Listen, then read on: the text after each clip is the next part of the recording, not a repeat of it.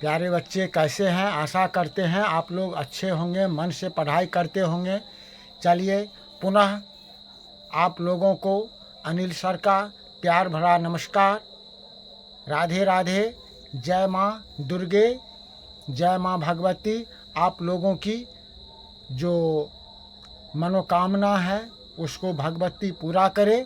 इसी के साथ आज हम लोग इस Krishna tuition centre Birpur YouTube channel पर आज काव्य खंड का दूसरा पाठ लेकर के, दूसरा अध्याय लेकर के, प्रेम ऐनी श्री राधिका और कलील के कुंजन ऊपर बारों लेकर के उपस्थित हैं। आज हम लोग इसको देखेंगे, पढ़ेंगे। इससे संबंधित जो सब्जेक्टिव क्वेश्चन है उसको भी देखेंगे, जो व्याख्या आएगा उसको भी देखेंगे। सर्वप्रथम हम इस प्रेम ऐनी श्री राधिका के कवि के बारे में जानते हैं। जो कवि कौन हैं? इनके कवि रसखान साहब हैं। कवि कौन हैं? कवि हैं रसखान साहब, जिनका नाम, पूरा नाम था सैयद इब्राहिम खान। इनका जन्म के बारे में कोई निश्चित तिथि नहीं है। ये प्रेम वाटिका के अनुमान से लगाया जा सकता है, लेकिन इनका स्थान जो है, जन्म स्थान, वह दिल्ली के एक पठान राजवंश में हुआ था। और जब दिल्ली पर जो है ये पठान राजवंश में इसका जन्म हुआ, और जब दिल्ली पर मुगल वंश का आधिपत्य हुआ तो ये दिल्ली छोड़ करके ब्रजभूमि गए और वहाँ ब्रजभूमि जा कर के वहीं रहे और कृष्ण के भक्ति में लीन हो गए। इनकी मृत्यु 1628 ईस्वी में हुआ। इनकी प्रमुख रचनाएं सुजान रसखान और प्रेम वाटिका हैं। तो आइए देखते हैं ये प्रेम ऐनी श्री राधिका जो प्रथम पद है रसखान साहब का। इसमें कहा गया है, प्रेम ऐनी श्री राधिका प्रेम बरन नंद नंद, प्रेम वाटिका के दो माली माली द्वंद। माली मालिन कहा गया है। कृष्ण और राधा को प्रेम का रंग देने वाले, प्रेम रूप जो है, प्रेम स्वरूपा राधा है और उसमें रंग देने का काम भगवान श्री कृष्ण करते हैं। तो इसीलिए कहा गया है, प्रेम ऐनी श्री राधिका प्रेम बरन नंदनंद, प्रेम वाटिका के दो माली मालिन द्वंद। मोहन छवि रसखान लखी, मोहन छवि रसखान लखी, अब दृग अपने नाही, अचय आबद धनुष से छूटे सरसों जाही। रसखान साहब कहते हैं, कवि रसखान साहब कहते हैं, राधा प्रेम स्वरूपा है तो कृष्ण जो है वह प्रेम के रूप हैं। ये दोनों प्रेम रूपी वाटिका के माली मालिन हैं। जिस तरह से बगीचा में माली मालिन अपना सब कुछ अर्पण कर देता है, समर्पण कर देता है, उसी तरह से कृष्ण जो है अपने राधा रूपी वाटिका में, प्रेम रूपी वाटिका में राधा के प्रति सब कुछ समर्पित कर दिए हैं, अर्पण कर दिए हैं। पुनः कवि कहते हैं कि जब से मोहन के छवि को देखे हैं, अब अपना आँख जो है, दृष्टि जो है, वह अपने वश में नहीं है। उनके इस मोहक रूप को जब से देखा है, उनकी, कवि की आँखें क्षण भर के लिए वहाँ से नहीं हटती है, पल भर के लिए वहाँ से नहीं हटती है। ठीक उसी प्रकार जैसे धनुष से छूटा हुआ बाण सर के ऊपर से पार कर जाता है, अपने लक्ष्य को भेदता है, उसी प्रकार कवि रसखान की आंखें जो है श्री कृष्ण के मोहक रूप से अलग नहीं होना चाहता है। दूसरे पद में लिखा गया है, मो मन मानिक ले गयो चित्तय चोर नंद नंद। क्या कहते हैं? मो मन मानिक ले गयो, कृष्ण ने कवि के मन को चुरा लिया। मो मन मानिक ले गयो चित्तय चोर नंद नंद, अब बेमन मैं का करूं परी फेर के फंद। प्रीतम नंद किशोर जातिन सो नैनी लगियो, मन पावन चित चोर पलक ओट नहीं करी सकूं।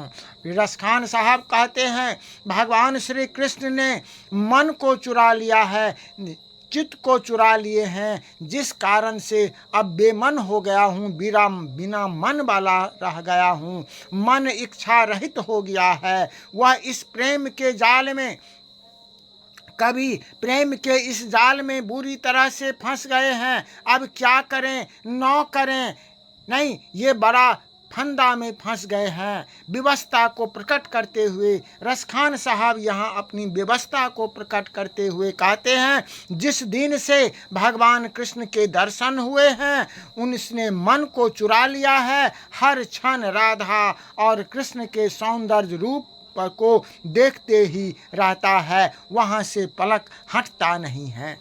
फिर आगे कहा गया है दूसरे पद में, दूसरा पद जो है, यह दूसरे पद में जो ये रसखान साहब के द्वारा रचित है, दूसरा पद है करील के कुंजन ऊपर बारों। दूसरा पद क्या है? करील के कुंजन ऊपर बारों। इसमें रसखान साहब कवि भगवान कृष्ण के रूप, भगवान कृष्ण के बारे में कहते हैं। या लखटी अरु कामरिया पर राज तिहुपुर की तजी डारों, आठों सिद्धि नवो निधि को सुख नंद की गाय चरावो। भगवान श्री कृष्ण जो नंद बाबा के गाय चराने का काम करते हैं, उन्हीं के बारे में, उनके बारे में कवि रसखान साहब कहते हैं, श्री कृष्ण लाठी और कम्बल लेकर तीनों लोक के राज्य को त्याग कर, तीनों लोक के राज्य को त्याग कर नंद बाबा की गाय चराने का काम करते हैं, जिनके सुख सुविधाओं के लिए आठों प्रकार की सिद्धियां और नव निधियां लगी रहती है। आज उन सुखों को त्याग कर नंद बाबा की गाय चराने का काम करते हैं। नहीं, फिर कहे हैं क्या? रस खानी कबों इन आँखिन सो ब्रज बन बाग निहारों, कौटिक रो कल घोत के धाम करिल कुंजन ऊपर बारों। कभी यहाँ पर क्या कहते हैं? कभी कहते हैं, रसखान साहब कहते हैं, जो क्या कहते हैं, रसखान कबों इन आँखिन सो ब्रज के बनबाग तराग निहारो, कौटिक रो कल घोत के धाम करिल के कुंजन ऊपर बारों। कभी कहते हैं, ब्रज की बगीचा एवं तालाब वन अति सुशोभित है, अनुपम है, इन आँखों से उनकी शोभा देखने को बनती है। कभी पुनः कहते हैं, ब्रज के वनों के ऊपर अति रमणीय सुशोभित मनोहारी मधुर वन के कारण इंद्रलोक को भी करोड़ों करोड़ न्योछावर कर दूं तो भी कम नहीं है। ब्रज के इस मोहक रूप को, ब्रज के इस मोहक रूप को, इस रमणीय स्थान को नहीं देखते, उनकी शोभा को देखते हुए कवि की आंखें थकती नहीं, उनकी शोभा निरंतर निहारते रहने की इच्छा करती है। कवि यहाँ कृष्ण लीला स्थल को कण कण से प्रेम से जोड़ दिए हैं। तो इस तरह से नहीं, कवि रसखान साहब कृष्ण के रूप का वर्णन, ब्रजभूमि के रूप का वर्णन, राधा कृष्ण के प्रेम का वर्णन अपने इन काव्य माध्यम से, इन पदों के माध्यम से किए हैं। तो आप लोग लघुत्तरीय प्रश्न करने से पहले पुनः एक बार इस क्लास को अधिक से अधिक शेयर कर दीजिए, लाइक कर दीजिए, ताकि सबको इसका फ़ायदा प्राप्त हो। ये बिहार बोर्ड परीक्षा 2026 के लिए बहुत ही महत्वपूर्ण चैप्टर है। इससे वस्तुनिष्ठ और ऑब्जेक्टिव क्वेश्चन प्रत्येक साल पूछा जाता है, इसीलिए अधिक से अधिक इसे शेयर और लाइक कीजिए। चलिए, इसलिए अब देखते हैं इससे संबंधित जो लघुत्तरीय प्रश्न है। पहला क्वेश्चन है, कवि ने माली मालिन किन्हें और क्यों कहा है? जैसा कि हम लोग अभी पढ़े हैं, कवि ने माली मालिन कृष्ण और राधा को कहा, क्योंकि कवि राधा कृष्ण के प्रेम युग को प्रेम भरे नेत्र से देखा है, प्रेम भरे नेत्र से देखा है। यहाँ प्रेम को वाटिका मानते हैं और उस प्रेम वाटिका के माली मालिन कृष्ण और राधा को कहा गया है। नहीं, उस प्रेम वाटिका के माली मालिन राधा और कृष्ण हैं।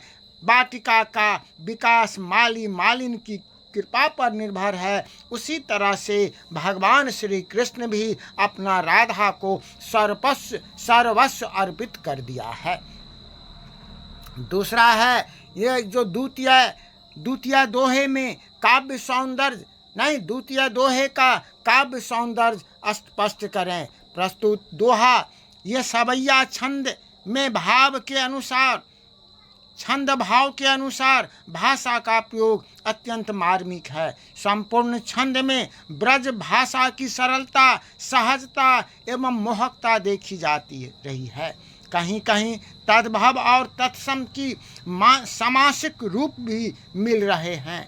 कविता में संगीत मयता की धारा फूट रही है।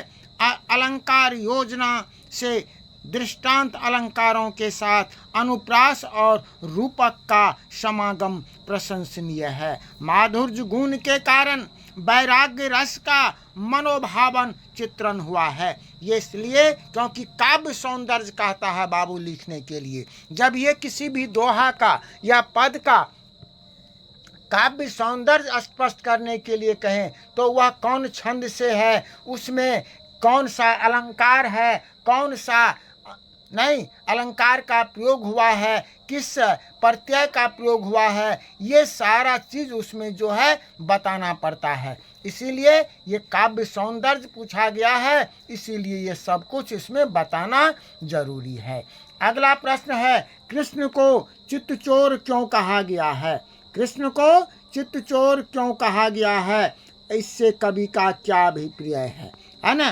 तो कवि कृष्ण और राधा के प्रेम में मन मुग्ध हो गए हैं। उनके मनमोहक छवि को देखकर मन पूर्णतः उस युगल में, उस राधा और कृष्ण के में रम जाता है। इन्हें लगता है कि इस देह से मन रूपी मणि को भगवान कृष्ण ने चुरा लिए हैं। चित्त राधा कृष्ण के युगल जोड़ी से लग चुका है। अब लगता है कि यह शरीर मन एवं चित्त रहित हो गया है। इसीलिए चित्त हरने वाले, चित्त को चुराने वाले कृष्ण को चोर कहा गया है। उनकी मोहनी मूरत मन को, उनकी मोहनी मूरत सूरत को इस प्रकार चुरा लेती है नहीं कि कभी अपना सूद खो बैठते हैं। केवल कृष्ण ही स्मृति पटल पर अंकित होता है और कुछ भी नहीं दिखाई पड़ता है।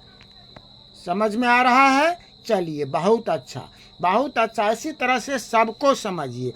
अगला प्रश्न है, सेवैये में कभी कैसी आकांक्षा प्रकट होती है? भावार्थ स्पष्ट करें।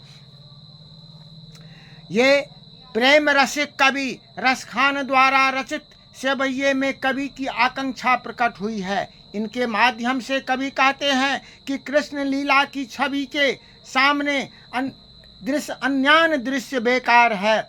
कवि कृष्ण की लोकटी और कामरिया पर तीनों लोकों का राज न्योछावर कर देने की इच्छा प्रकट करते हैं और नंद बाबा की गाय चराने की कृष्ण लीला का स्मरण करते हैं। ये नंद बाबा की गाय चराने में जो आनंद प्राप्त करते हैं वह आनंद तो नहीं, तीनों लोक में भी वह प्राप्त नहीं करते थे। कवि कहते हैं कि उनके गायों चराने में आठों सिद्धियां, नवों निधियों का सुख भुला जाना स्वाभाविक है। ब्रज के वनों के ऊपर करोड़ों इंद्र के धाम, स्वर्ग को भी न्योछावर कर देने की आकांक्षा कवि प्रकट करते हैं। तो इस तरह से हम लोग ये प्रश्न देखें। अब इसमें क्या है? ये व्याख्या है। इसमें क्या है? व्याख्या है दो ठो। उस व्याख्या को बाबू, जो 5 नंबर का व्याख्या पूछा जाता है, नहीं बोर्ड परीक्षा में 5 नंबर का व्याख्या पूछा जाता है, उसको देखेंगे। मन पावन चित्त चोर पलक ओठ नहीं करी सको, इसको लिखेंगे। प्रस्तुत दोहे में कवि रसखान ने राधिका के माध्यम से श्री कृष्ण के चरणों में समर्पित हो जाना चाहते हैं। जिस दिन से कृष्ण से आंखें चार हुई आंखें लगी, आंख में आंख मिली, उसी दिन से सूद बूद समाप्त हो गई। पवित्र चित्त को चुराने वाले कृष्ण से पलक हटाने के बाद भी अनायास उनकी मुख छवि को देखने के लिए विवश हो जाती है। नहीं, वस्तुतः यहाँ से पैराग्राफ चेंज कर देना है। वस्तुतः यहाँ कवि बताना चाहता है कि प्रेमिका अपने प्रियतम को सदा अपने आँखों में बसाना चाहती है। दूसरा क्या है? रस खानी कबों इन आँखिन सो ब्रज के बन बाग तड़ाग निहारों। नहीं, तड़ाग निहारों, इसका ये लिखेंगे, इसमें बताएंगे, इसके बारे में कहेंगे। जो प्रस्तुत पंक्ति कृष्ण भक्ति नहीं भक्त रसखान द्वारा रचित हिंदी पाठ्य पुस्तक के करील के कुंजन ऊपर 12 पाठ से उद्धृत है। इतना लिखेंगे फर्स्ट पैसेज में। नहीं, क्या लिखेंगे? ध्यान से देखिए। प्रस्तुत पंक्ति कृष्ण भक्त कवि रसखान द्वारा रचित हिंदी पाठ्य पुस्तक के करील के कुंजन ऊपर 12 पाठ से उद्धृत है। प्रस्तुत पंक्ति में कवि ब्रज पर अपना जीवन सर्वस्व न्योछावर कर देने की भावमयी विदग्धता मुखारित करते हैं। इसके बाद यहाँ से पैराग्राफ को चेंज करना है। यहाँ से ये पैराग्राफ चेंज होगा। यहाँ से कभी इसमें ब्रज की बगीचा और तालाब की महत्ता को उजागर करते हुए निरंतर उनकी शोभा देखते रहने की आकांक्षा प्रकट करते हैं। प्रस्तुत पंक्ति के माध्यम से कवि कहते हैं, ब्रज की बगीचा एवं तालाब अति सुशोभित और अनुपम है। इन आँखों से उनकी शोभा देखते ही बनती है। पुनः कवि कहते हैं, ब्रज के वनों के ऊपर अति रमणीय सुशोभित मनोहारी मधुवन के ऊपर इंद्रलोक को भी न्योछावर कर दूं तो भी कम है। ब्रज के मनमोहक तालाब एवं बाग की शोभा को देखते हुए कवि की आंखें थकती नहीं है। उनकी शोभा निरंतर निहारते रहने की भावना को कवि इस पंक्ति के माध्यम से बड़े ही सहज शैली में अभिव्यक्त किए हैं। फिर यहाँ से पैराग्राफ चेंज करना है। नहीं, जो कवि को कृष्ण लीला के स्थल में के कन कन प्रेम है, कृष्ण की सभी चीज़ें उन्हें मोहक लगती है। इस तरह से प्यारे बच्चे, आज हम लोग ये प्रेम आईनी श्री राधिका और करील के कुंजन ऊपर 12 रसखान के द्वारा रचित जो काव्य खंड में पद था उनका अर्थ देखे। उनसे जो संबंधित लघुत्तरीय प्रश्न था वह उस सब को हम लोग देखें। पुनः इसका जो है ऑब्जेक्टिव क्वेश्चन हम लोग आगे नेक्स्ट क्लास में देखेंगे। तब तक के लिए आप सबों को बहुत बहुत धन्यवाद। अनिल सर का आशीर्वाद, प्यार भरा नमस्कार। इसी के साथ आज की क्लास यहीं समाप्त होती है। आप लोग निश्चित रूपेण कमेंट करेंगे कि आज का क्लास कैसा रहा, और सभी कोई इसको सब्सक्राइब भी कीजिएगा। नहीं, सब्सक्राइब भी कीजिएगा, लाइक भी कीजिएगा, और सब्सक्राइब भी करना है। इस चैनल को अधिक से अधिक लाइक और सब्सक्राइब भी करना है। इसी के साथ पुनः आप सबको धन्यवाद देते हैं। जय हिंद।